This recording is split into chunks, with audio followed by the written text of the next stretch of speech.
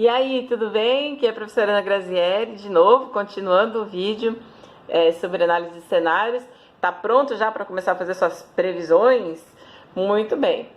Bom, no outro vídeo eu falei um pouco sobre o que é cenário, sobre os tipos, exemplos de formas aí de construir cenários e a principal informação de onde tem que vir, que é a informação sobre o ambiente externo.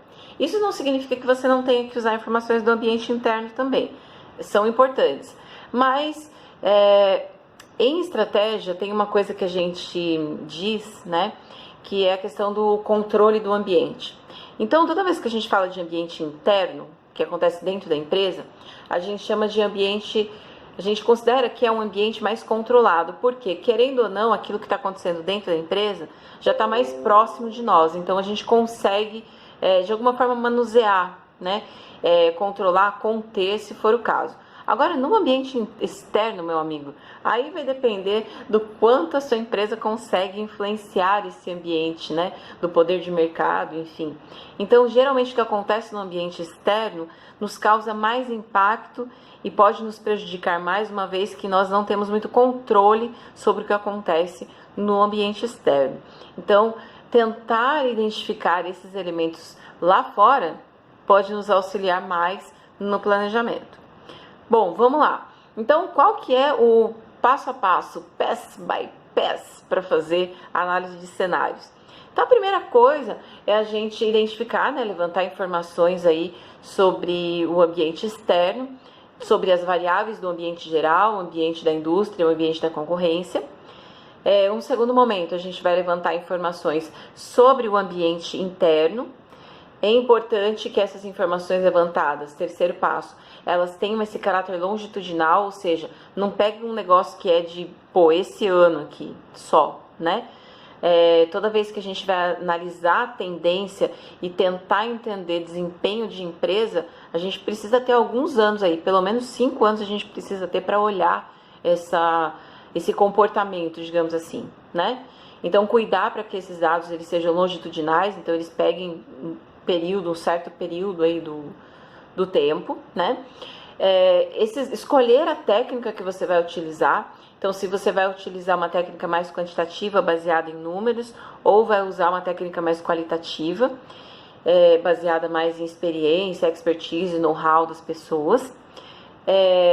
Num outro momento, o momento seguinte, vai ser você juntar todas essas informações e construir os possíveis cenários. É muito importante que a gente construa alguns cenários.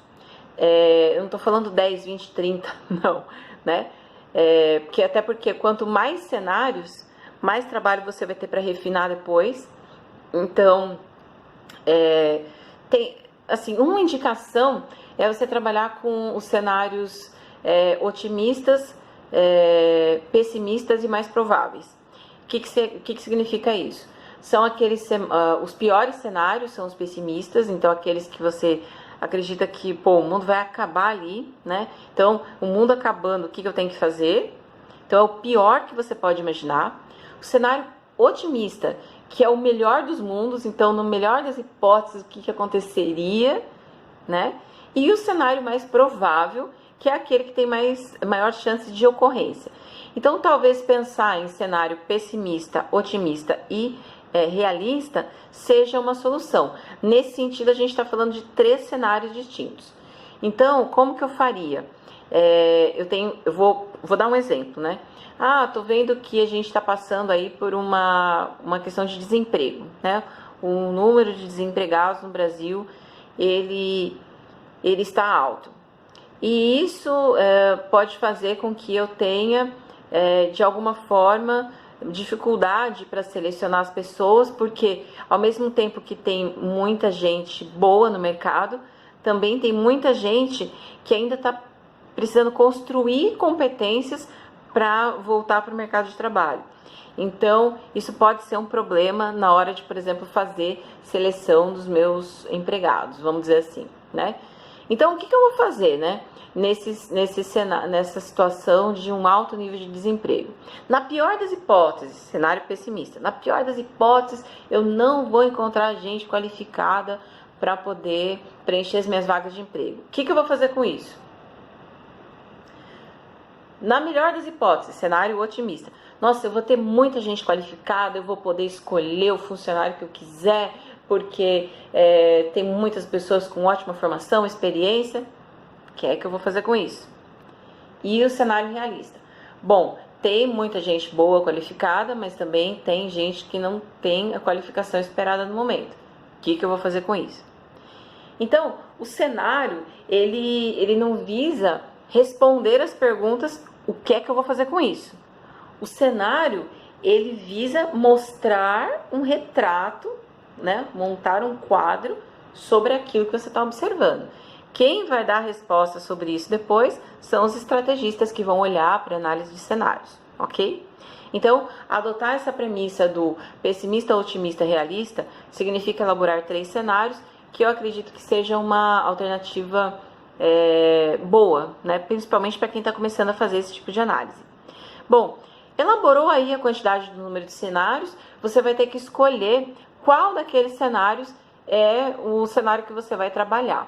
Então, essa é uma etapa na qual a gente precisa olhar para cada um, né, dos conjuntos de ideias que estão ali compondo cada cenário, dizer qual é aquele que você acredita que seja o mais provável, aquele que,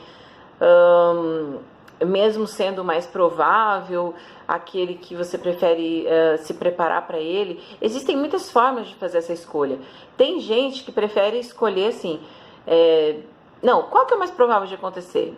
Então vamos trabalhar em cima desse. É uma forma. Outros já preferem trabalhar com o pior cenário, ou seja, fico preparado sempre para o que vier de pior, né? Então, vindo o que tem de pior, o que eu vou fazer? Também é uma forma de escolher. Esse critério para a escolha do cenário é um critério da empresa. Então, vai de acordo com o mindset, ou seja, vai de acordo com aquilo que o pensamento, né, dos gestores conduz. Mas é importante escolher um dos cenários que seja formulado, porque senão você fica fazendo planejamento feito louco. Imagina só, você fazer 3 planejamentos, um para o pessimista, um para o otimista e um para o mais provável. Aí, né, um para o realista, né? Aí é ficar doido, né? Então é importante escolher um desses cenários para a partir dele começar a tomar as decisões de planejamento. Então, veja só que é um processo que tem várias etapas e todas elas são bastante complexas, principalmente porque elas envolvem decisão.